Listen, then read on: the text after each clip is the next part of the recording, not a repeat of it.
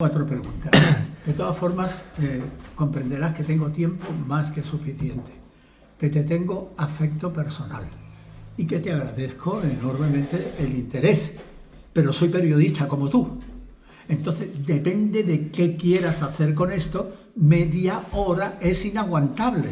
No, con usted media hora se va en un suspiro. No creas, hijo, a ver, cuando se está delante... Ese es el afecto y el cariño. Cuando se está delante del conocimiento y la sabiduría, el tiempo no existe. No, así opinas tú, pero yo me imagino que tú esto... Fíjate, qué tontería lo que yo... Voy a hablar lo que se me ocurra y ya está. Tú dices que tienes 4 preguntas y no quiero que me las digas, porque a lo mejor la segunda o la tercera ya no la necesitas porque he contestado en la primera lo que me querías preguntar. En realidad van todas relacionadas. En primer lugar, ¿qué recuerdos tiene? ¿Empezamos ya? ¿Ya estamos? Sí. ¿Y ya está funcionando esto? Ya está funcionando. ¿Y todo esto que estoy diciendo ya se ha grabado? Ya ha grabado también. Eso es una trampa, ¿eh? En primer lugar, Y como esto se va a grabar, pues no me importa que se grabe. ¿Qué recuerdos? ¿Has visto la cara de mi sobrina? Cosa más preciosa. Vamos a sacar a Séfora. Claro. ¿Qué tal? Venga, ¿Qué vamos. recuerdos tiene el adulto mayor, Juan de Dios, de aquel joven de 33 años que por primera vez como diputado nacional llegó a las Cortes, hasta hace poco franquistas? Pues tengo un problema para responder a esta pregunta, porque tiene muchas salidas. Dice la gente que entiende de los sentimientos humanos en el recuerdo que todos nos acordamos siempre de la primera vez de nuestras cosas. La primera vez que dimos un beso, o la primera vez que nos rodearon, o la primera vez que declaramos nuestro amor, o la primera vez de todo se te queda grabado. Y me estás haciendo una pregunta clave. ¿Cuál es mi recuerdo de que con 33 años, cuál fue el primer recuerdo de mi entrada en el Congreso de los Diputados? Y se me ocurre referirte a la siguiente. Yo estudié periodismo en la Universidad Autónoma de Barcelona, en aquella época en que las licenciaturas eran de 5 años, no de 4 como ahora. Yo, por cierto, hice 7, porque los 2 años de doctorado también los hice allí. Me gustó lo que estaba estudiando, a tal extremo de que, si en estos momentos alguien... Luego estudié Derecho, que era lo que a mí más me gustaba, ¿no? Pero en estos momentos, si tú me preguntaras, ¿tú qué te sientes más? ¿Periodista o jurista? Sin duda ninguna, periodista.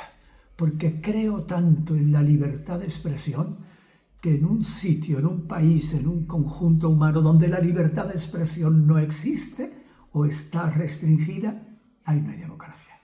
No hay libertad, en definitiva, tal como nosotros la entendemos. Pues llegó ese día de 1977, después de celebrarse las primeras elecciones, en que entré en el Congreso de los Diputados y yo iba casi agarrado del brazo de un señor, Dios lo tenga en su gloria, que fue profesor mío en la universidad, llamado Julio Busquets. Él también se presentó a las elecciones, también salió elegido diputado y juntos entramos los dos por primera vez en la carrera de San Jerónimo, que por cierto aquel día nos entró por el lugar que vemos en la televisión de la Escalinata y de los Dos Leones. La entrada la hicimos por la calle Cedaceros de atrás. La acera de enfrente estaba abarrotada de madrileños curiosos, querían ver las caras de estos nuevos personajes que van a inaugurar la democracia. Y yo iba agarrado de mi amigo y profesor, Julio Busquets. En la puerta de Cedaceros estaba la policía, mucha policía controlando que todo fuera bien, que no hubiera ninguna agresión y que todo se celebrara con orden. Por cierto, tú recordarás que entonces a la policía les llamábamos los grises. Pues sí, en un quicio de la puerta había 2 grises, altos, fuertes, y en el otro quicio había otros 2, a través de los cuales teníamos que ir pasando los recién elegidos diputados de esas nuevas Cortes. y alrededor pues 15 o 20 grises más vigilando para que todo fuera en condiciones. Haz un esfuerzo para imaginarte el momento en el que yo atravieso la puerta de Cedaceros y uno de los dos grises me reconoció. Inmediatamente se puso en posición de firme, dio un taconazo militar y se llevó la mano a la gorra para saludarme. Y en ese momento yo me tiré encima del hombro de mi amigo Julio Busquets, asustado, pensando, cuando baje la mano me dará. Este es un recuerdo vivo de ese primer momento de 1933. A partir de ahí vinieron muchos más. Juan de Dios, ¿cómo explica que las cortes anteriores, la de los tercios familiares, todas estas cosas, se hicieron el harakiri para autodevorarse? Bueno, yo creo que ahí estos milagros no suelen suceder por generación espontánea. Creo que unas personas concretas tuvieron mucho que ver en esa transformación y que duda cabe que esas personas son el rey emérito en aquellos momentos y don Adolfo Suárez. Permíteme tú, que yo desde aquí rinda culto a don Adolfo Suárez. De él sí que podría contar cosas personales de mi relación con él, tan bonitas, tan entrañables, que no están en los libros, claro, me pasaron a mí, o las digo yo, o no se saben, no se conocen. Esto que estoy diciendo puede quedar envuelto en el celofán de este recuerdo. No sé si era el quinto pleno o el sexto, pero todo nuevo, todo reciente. La pasionaria bajando por los escalones del Congreso de Santiago Carrillo, a la sazón el jefe del partido. Por cierto que Santiago Carrillo tenía una obsesión. Quería pedirle al presidente del gobierno que creara un gobierno de concentración nacional formado por representantes de los diferentes grupos políticos, de la Alianza Popular de don Manuel Fraga, de los centristas del profesor, los comunistas de Santiago Carrillo o los socialistas de Felipe González. Un gobierno de concentración. Era la obsesión de Santiago Carrillo. Porque él, con la experiencia del exilio sufrido y de haber conocido todo el devenir de nuestra España durante la época franquista, entendía que ese Congreso de los Diputados era muy frágil y que lo que pudiera dictaminar no iba a tener la consistencia que tendría si el producto de sus principales leyes no eran consecuencia de que todos los grupos parlamentarios formados con un gobierno de concentración nacional lo hiciera. Hubo una gran discusión parlamentaria muy bonita. Entonces había un parlamentarismo realmente entrañable, bonito, brillante. Y a mí me convenció Santiago Carrillo. Yo creía que lo que él decía era importante. Y me parecía que estaba diciendo cosas razonables. No estaba diciendo crear un gobierno comunista. Estaba diciendo crear un gobierno con la conformación de todos los grupos políticos, porque era un momento clave en la historia de nuestro país. Y llegó la hora de las votaciones. Entonces no había el panel electrónico que luego los diputados utilizamos y que siguen utilizando ahora, que aprietas un botón para decir que sí, otro para decir que no y otro para abstenerte. Entonces los secretarios de la Cámara, estos iban nombrando fila por fila a los que votaban a favor, en contra o abstención. Y uno de ellos se levantaba y decía: primera fila, señores diputados, votos a favor. Y entonces se levantaban los que decían votos a favor y los otros iban contando con la manita y apuntando para luego saber el resultado de la votación.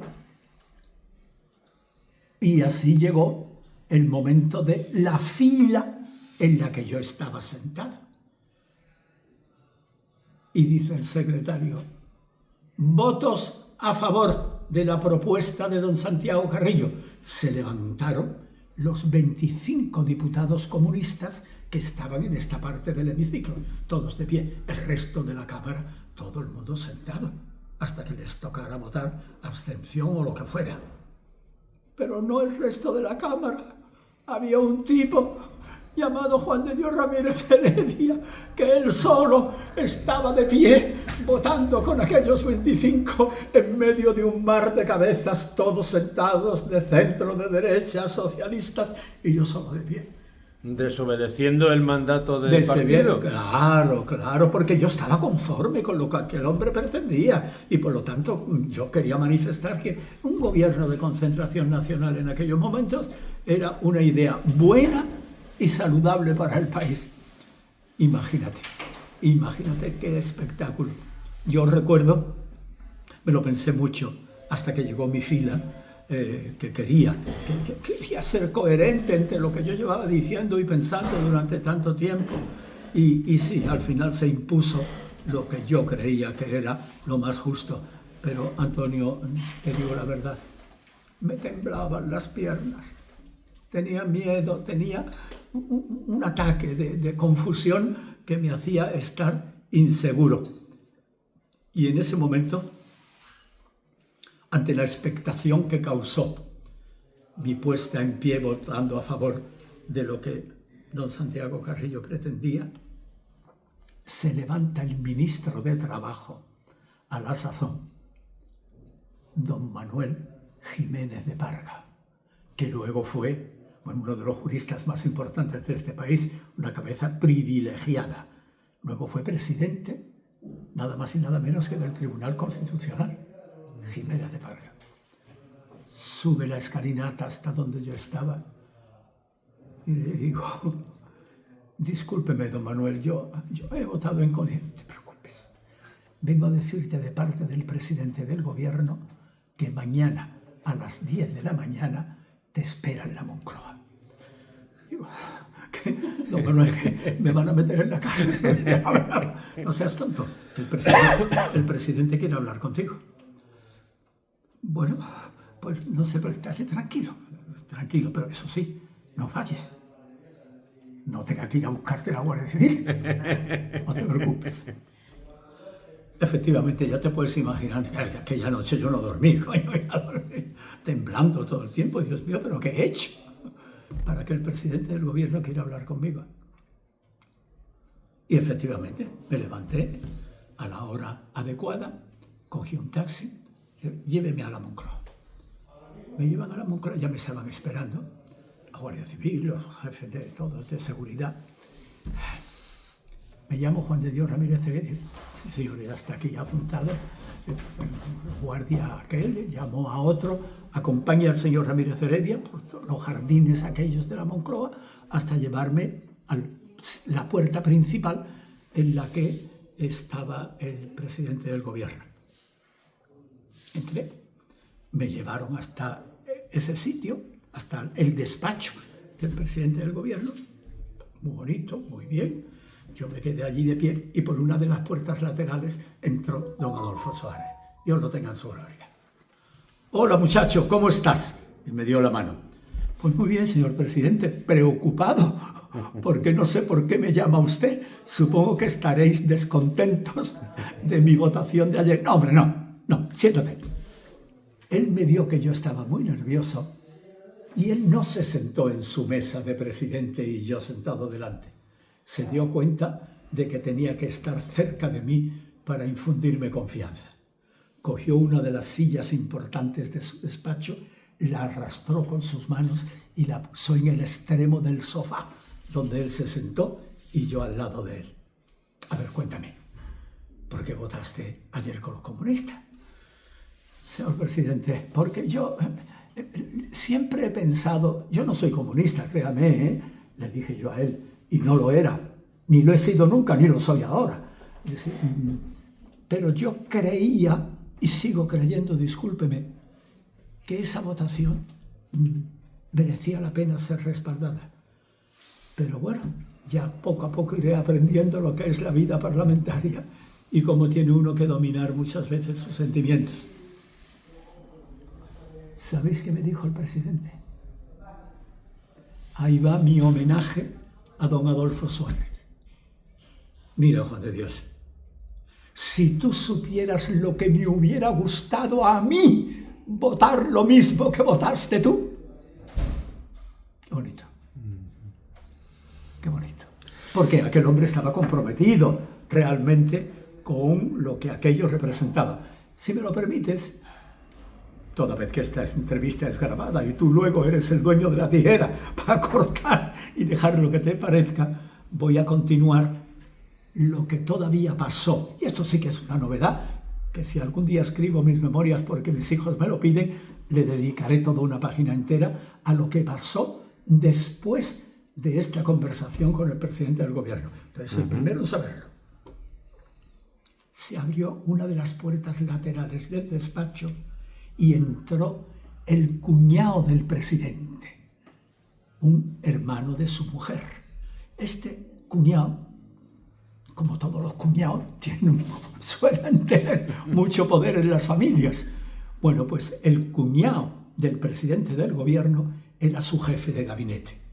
¿Quién mejor que él para administrar las cosas del presidente del gobierno, marido de mi hermana? Bueno, entró y yo le vi la cara como demudada. Digo, Dios mío, ¿qué pasa aquí? Se acerca el presidente y le dijo algo flojito que yo no oí en el oído. Suárez se embaró. A ver, se me queda mirando, me dice, no te muevas de aquí, Juan de Dios, espérate que yo ahora vuelvo. Vamos. Y salió del despacho con su cuñado y jefe de gabinete. Estuvieron un rato, le dijo lo que le dijera, que luego el presidente me lo dijo a mí, y entró el presidente.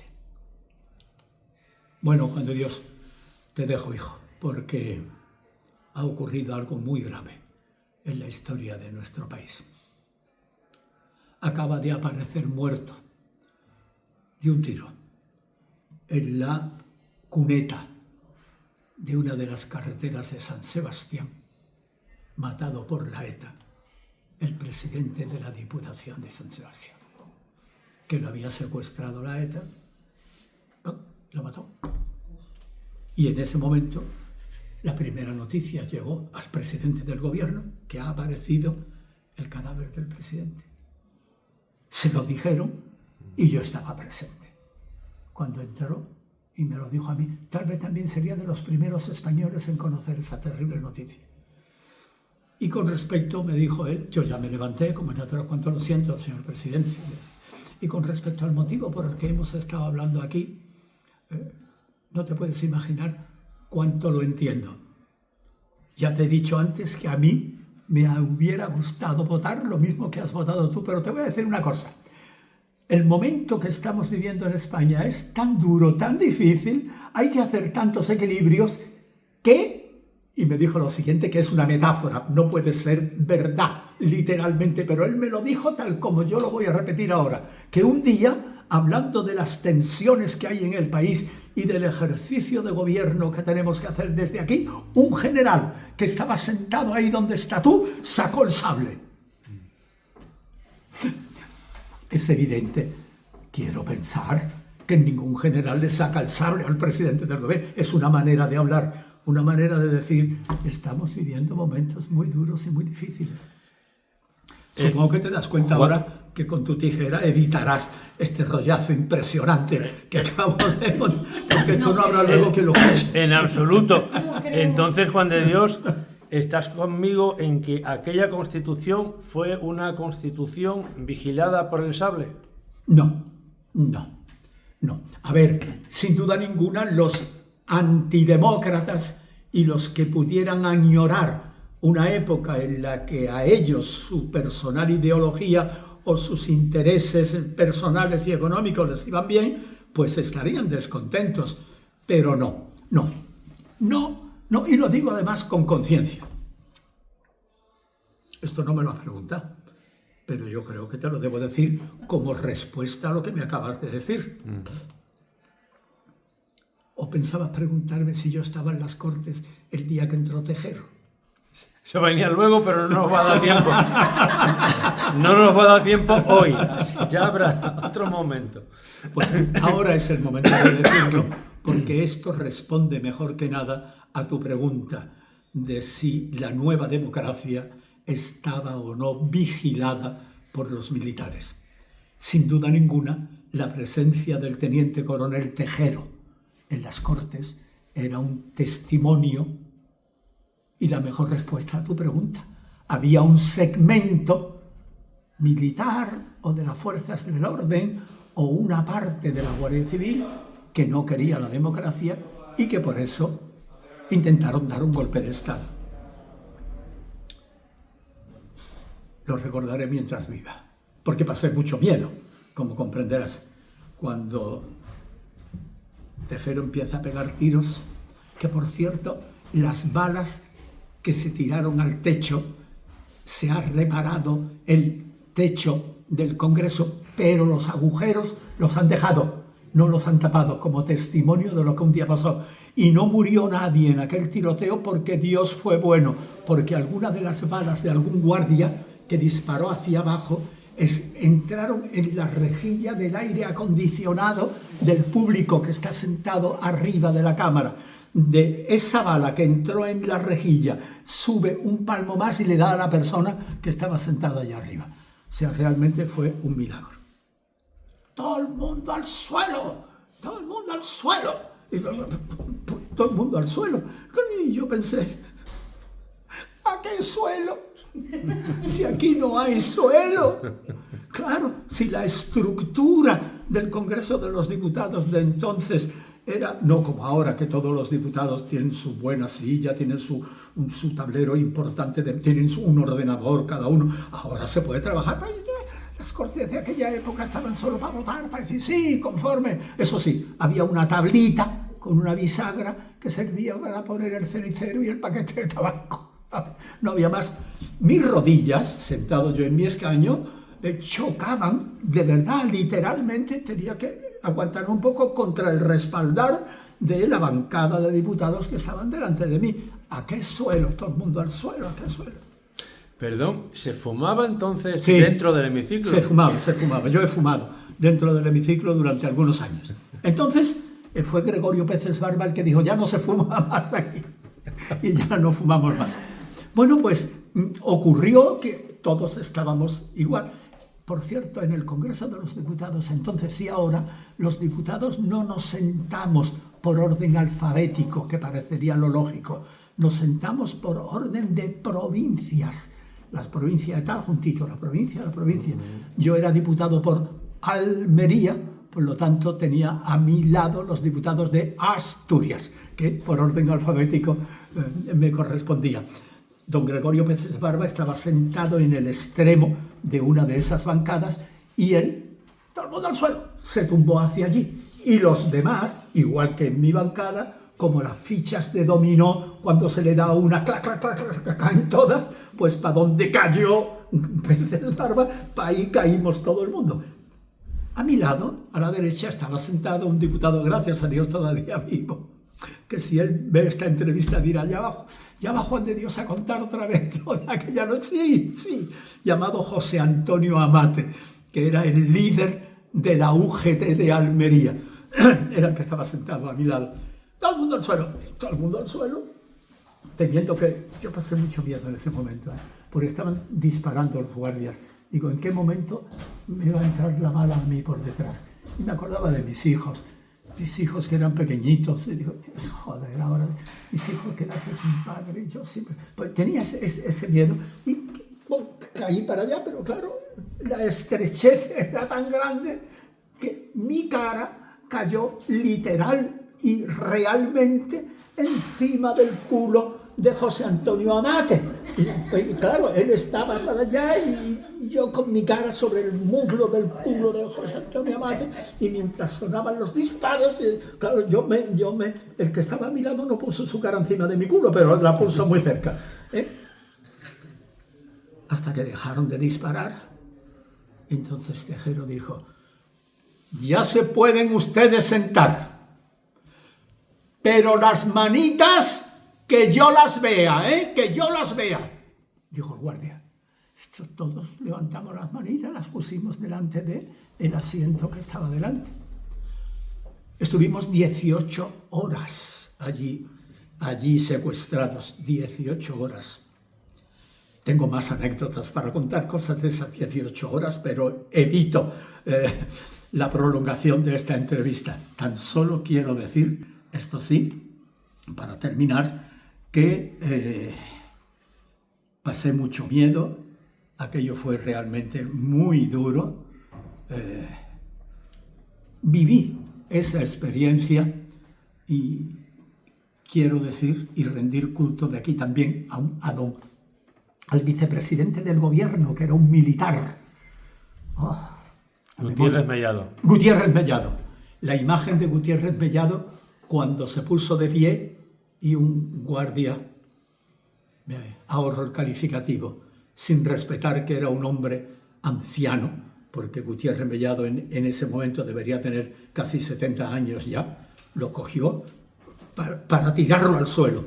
Y el bueno del vicepresidente aguantó de pie a pesar de sus años y el guardia no lo pudo tumbar. Punto final. Nos quedan cuatro minutos de la media hora pactada. Y se me quedan muchísimas cosas, pero no hay problema porque hablaremos muchas veces. No, estas niñas me invitarán otro día. Hablaremos, y podremos hacer alguna conferencia también o videoconferencia. Que ya he aprendido cómo se hace el tema este. A ver, vamos ahora a venir de entonces al hoy. ¿Cómo ve la actual situación política en España? ¿Tú quieres que me cojas todo? Sí.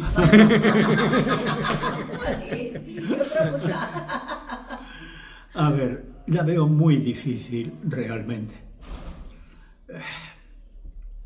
Recuerdo que un día, el 8 de diciembre, siempre nos invitan a los diputados que firmamos la Constitución, nos invitan a celebrar. Y yo cada 8 de diciembre voy al Congreso de los Diputados. Y este año no, el anterior, cuando esperábamos que llegara el rey, porque el rey no va siempre, pero algunas veces viene. Aquel día venía el rey y estábamos todos los diputados allí de pie en la escalinata esperando que llegara el rey para saludarlo en el momento en que entraba por la Puerta de los Leones. Pero yo miré el espectáculo de los que estábamos allí esperando y a un amigo mío, por cierto, este diputado por León, le dije, ¿qué pasa? Aquí falta mucha gente, que no han invitado a todo el mundo. Y me dice muy firmemente, es que se han muerto. Claro. Santo Dios, claro. Yo fui diputado con 33 años, pero era de los más jóvenes, o a lo mejor el más joven de la Cámara. Los demás eran ciudadanos de 40 años, 42, algunos con 50. Lógicamente, al tener más años, pues también se iban muriendo, claro. Se iban muriendo antes. Yo encuentro una gran diferencia entre la vida parlamentaria, la que trasciende a través de los medios de comunicación, la que uno ve y la que uno comenta con compañeros que están allí y que te hablan con sinceridad y que te dicen cosas que luego públicamente no dicen, como yo no las voy a decir tampoco, pero a mí se me entiende, de que estas cortes se parecen poco a las que yo conocí y en las que yo participé. Claro que he sido diputado muchos años, 25 años de vida parlamentaria entre el Congreso de los Diputados y el Parlamento Europeo. Y quiera que no, aquella época nos marcó muchísimo. De la gestión de gobierno actual, de los que nos gobiernan. ¡Ay, Dios mío! La política social que está llevando a cabo el presidente del gobierno, yo la suscribo plenamente. Como socialista que soy, suscribo la acción de gobierno del presidente Sánchez en el ámbito de lo social y en el ámbito de la defensa de los más marginados, de los que sufren más las consecuencias de su condición social. Pero la vida de la política no es solo eso, son más cosas. Y al buen entendedor, con pocas palabras bastan con lo que voy a decir a continuación. Hay algo que no se debe permitir a un político, y es que mienta. Los políticos no deben mentir. Pueden decir las cosas de una manera, de otra. El buen entendedor, con pocas palabras, puede dulcificar determinadas acciones de gobierno que no se acomodan a lo que se podía esperar. Pero mentir, no deben mentir nunca, porque entonces se prostituye toda la acción de la política e incluso la parte buena, noble y aplaudible queda de alguna manera desvirtuada. Y esto queda demostrado, a mi juicio, con lo que voy a referir a continuación. Es el testimonio vivido. Un día iba yo andando por uno de los pasillos del Congreso de los Diputados y miré por una puerta y vi que había un grupito de unos 14 o 15 diputados, así de pie, todos escuchando a uno que les hablaba. Era una especie de conversación, diríamos casi particular, pero entre 14 o 15 puestos de pie, y el que estaba allí hablando era Alfonso Guerra. Yo quiero manifestar desde aquí mi afecto y mi respeto por Alfonso, que Alfonso me ayudó personalmente mucho en mi ámbito de lucha por el pueblo gitano y en las iniciativas que de alguna manera se tenían que tomar. Alfonso estaba hablando y yo, cuando vi aquel grupo, me metí al grupo, puse la oreja también. Yo quería oír lo que Alfonso estaba diciendo. Y esto responde a tu palabra. Decía Alfonso: mirad, yo creo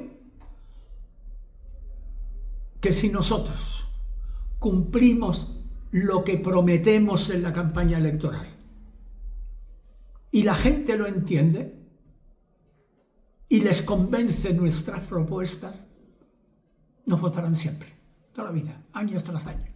Siempre que no les engañemos.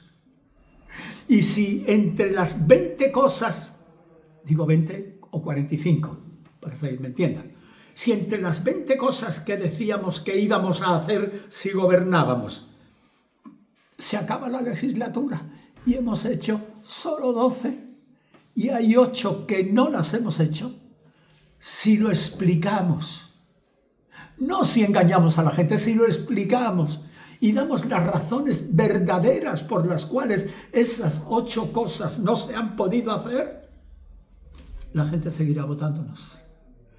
Porque les habremos transmitido confianza. ¿Sabéis cuándo dejarán de votarnos? El día que les engañemos. El día que el pueblo tome conciencia de que lo que nos están prometiendo o es lluvia de otro continente, o es una tomadura de pelo, o realmente es tan difícil hacerlo que con las condiciones que lo proponen, siempre sin mentir no será posible. ¿Se ha entendido? Se ha entendido. Muchísimas gracias. No quiero robarte más tiempo, fundamentalmente porque habrá más tiempo en que hablemos o en persona o a través de una videoconferencia. Muchísimas gracias. Gracias a ti, Antonio. Señor diputado, eurodiputado gitano. Por supuesto. A mucha honra, y gracias por la labor que ha desarrollado durante toda la vida en favor de tu pueblo. ¿Por qué? Porque tengo un compromiso biológico, porque me tuvo 9 meses en el vientre una gitana, joder, y entonces lo que salió de ahí no podía ser otra cosa. Gracias, Antonio. Sabes que te quiero mucho. Igualmente. Como amigo, como compañero, y porque siempre has atendido todo lo que te he mandado, y sé además que lo hacías con cariño.